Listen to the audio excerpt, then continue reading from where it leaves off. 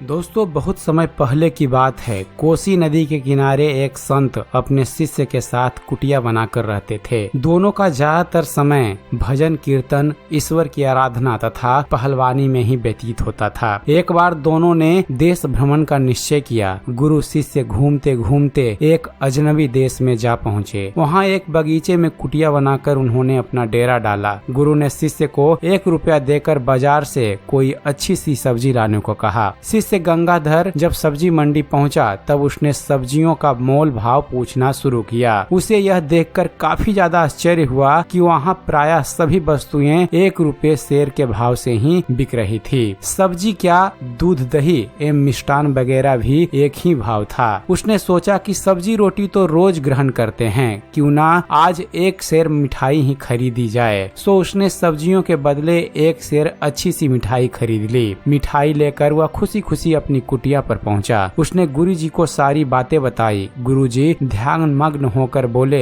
बेटा गंगाधर, जितना शीघ्र हो हमें यह स्थान त्याग देना चाहिए। यह अंधेर नगरी है। लगता है यहाँ का राजा महा चौपट और मूर्खाधिराज है। कभी भी हमारे प्राणों पर संकट आ सकता है। परंतु शिष्य को यह सुझाव बिल्कुल पसंद नहीं आया। वह गुरुजी से बोला, गुरुजी, मुझे तो यह स्थान बहुत ही भा गया है। यदि आपका आदेश हो तो कुछ दिन मैं यहाँ रह लूं। गुरुजी को उसकी बात पर हंसी आ गई। बोले, ठीक है बेटा, टके सेर की मिठाई खाकर थोड़ा सेहत बना ले। यदि कोई संकट आ जाए तो मुझे याद कर लेना। यह कहकर उन्होंने वह स्थान त्याग दिया। गंगाधर रोज प्रातः नगर में भिक्षाटन को निकलता और जो 1-2 रुपया प्राप्त होता उसकी अच्छी अच्छी मिठाई खरीद कर उसका सेवन करता। इस प्रकार कई माह गुजर गए। खा पी कर वह काफी मोटा तगड़ा हो गया। एक दिन गरीब विधवा कलावती की बकरी पंडित दीनदयाल के खेत में लगी फसल चर रही थी। दीनदयाल ने गुस्से में आकर उस पर डंडे से प्रहार किया, जिससे बकरी मर गई। रोती कलपती कलावती न्याय के हेतु राजा के पास पहुंची। उसकी बातें सुनकर राजा ने हुक्म दिया, जान के बदले जान ले लो। कोतवाल ने पकड़कर दीनदयाल को राजा के सामने पेश किया। राजा ने दीनदयाल से कहा, या तो बकरी को जिंदा कर दो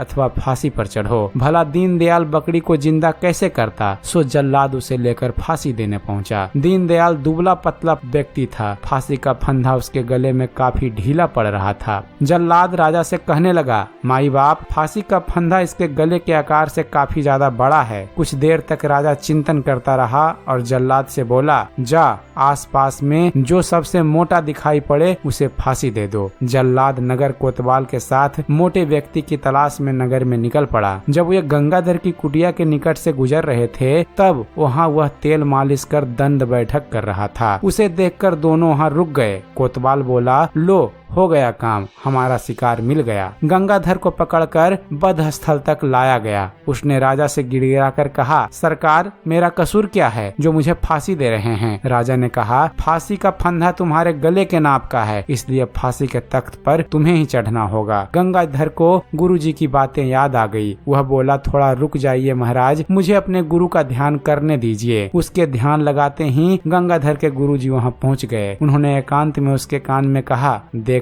टके सेर मिठाई खाने का मजा, अब जैसा कहता हूँ वैसा ही करना। गुरुजी जल्लाद से बोले, मैं भी मोटा हूँ, पहले मुझे फांसी पर चढ़ा। उधर गंगाधर जल्लाद का हाथ खींचते हुए बोला, नहीं नहीं, पहले मुझे फांसी दे दे। अब एक ओर जल्लाद को गुरुजी खींच रहे थे तो दूसरी ओर से गंगाधर। गुस्सा कर राजा बोला, फांसी के नाम से तो अच्छे अच्छों के होश उड़ जाते हैं और एक तुम दोनों हो कि फांसी चढ़ने के लिए मारा मारी कर रहे हो। इसका कारण क्या है? गुरुजी तो इसी बात की ताक में थे। बोले, राजन, अभी का मुहूर्त 1000 वर्षों में कुछ क्षणों के लिए आता है। इस वक्त जो फांसी चढ़ेगा उसे अगले जन्म में आपके राज्य से 5 गुना बड़ा राज्य वैभव प्राप्त होगा। अंधेरी नगरी का राजा तो निरा मूर्ख और चौपट था ही, वह अव्वल दर्जे का लालची भी था। वह गुरु शिष्य से बोला, कंगाल कहीं के, सूरत देखी है आईने में अपनी, आए हैं 5 गुना बड़ा राज्य का राजा बनने। अरे ठहरो, मैं खुद फांसी चढ़ूंगा। चढ़ूंगा। यह कहकर उसने जल्लाद से फांसी का फंदा छीनकर अपने गले में डाल लिया और फांसी पर झूल गया। गंगाधर गुरुजी के साथ वहाँ से तुरंत खिसक गए। दोस्तों, उसी समय से यह कहावत प्रचलित हुई है, अंधेर नगरी चौपट राजा, टके शेर भाजी टके शेर खाजा। उम्मीद करते हैं फ्रेंड्स आप सभी को भारत तेंदु हरिश्चंद्र जी द्वारा लिखित अंधेर नगरी चौपट राजा की यह कहानी पसंद आई होगी। अगर कहानी पसंद आई हो तो वीडियो को लाइक और शेयर करना ना भूलिएगा। और दोस्तों, ऐसे ही ज्ञानवर्धक वीडियो देखते रहने के लिए आप हमारे चैनल ज्ञान मंथन को सब्सक्राइब करना ना भूलिएगा। आप हमारे चैनल को सब्सक्राइब कीजिए और देखते रहिए, जानते रहिए। धन्यवाद। जय हिंद।